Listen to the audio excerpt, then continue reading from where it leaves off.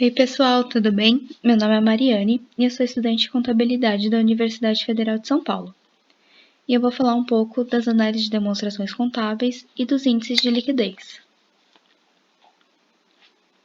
Bom, a análise de demonstrações contábeis é um conjunto de técnicas que tem por objetivo analisar a saúde econômica e financeira da empresa, avaliar as tendências e comparar com os concorrentes.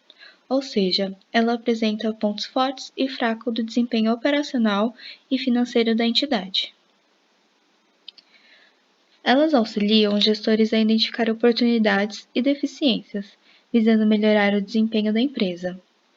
Através dos dados extraídos das demonstrações, a gente pode calcular diversos indicadores. Aqui a gente tem alguns exemplos, que vão ser apresentados ao longo dos vídeos, como a liquidez, a imobilização, prazo médio, endividamento, ciclos, margens, entre outros. A escolha dos indicadores eles vão depender sempre do objetivo de cada usuário. Por exemplo, se a entidade deseja saber sobre a necessidade de empréstimo no curto prazo, ela pode utilizar indicadores de liquidez, estrutura e rentabilidade.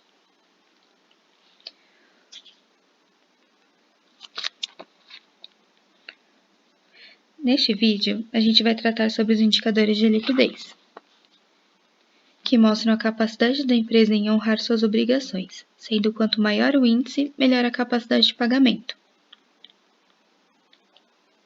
O índice de liquidez corrente ele é calculado a partir da razão entre os direitos e as dívidas no curto prazo. Então, ela utiliza o ativo circulante e o passivo circulante. E esse índice ele mede a capacidade que a empresa tem em cumprir suas obrigações no curto prazo. O índice de liquidez seca tem uma função similar ao de liquidez corrente, com a diferença que a gente vai desconsiderar os estoques. Então, ele mostra a dependência da empresa em relação às vendas de estoques no curto prazo. Ou seja, ele vai informar ao gestor o valor real da liquidez do ativo circulante, mesmo que nada do estoque seja vendido ou utilizado.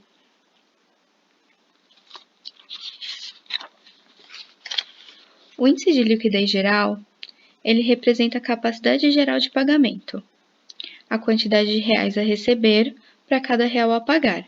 Ele leva em consideração as contas de longo e curto prazo. Ele possibilita avaliar a perda ou ganho de liquidez se comparado com demonstrações de outros exercícios, a fim de traçar planos para projetos futuros. E ele é composto pelo ativo circulante, mais o realizável a longo prazo, o passivo circulante e o passivo não circulante. Aqui a gente tem um exemplo de balanço patrimonial, onde a gente tira todas as informações para fazer os cálculos de liquidez. Estoques, ativo circulante, passivo circulante e passivo não circulante. Alguns exemplos de indicadores. O de liquidez corrente, que é o ativo circulante sobre o passivo circulante, a liquidez seca, que desconsidera os estoques, e a liquidez geral, que considera o ativo circulante mais o realizável a longo prazo sobre o passivo circulante mais o passivo não circulante. Aqui a gente tem indicadores acima de 1, que mostram que tem um bom grau de liquidez. Mostram que ele tem folga no disponível para uma possível liquidez das obrigações.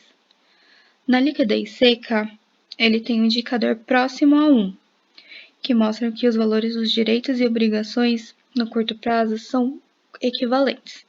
Como ele está um pouco abaixo, a gente pode considerar que ele não haveria disponibilidade suficiente para quitar suas obrigações, caso fosse preciso.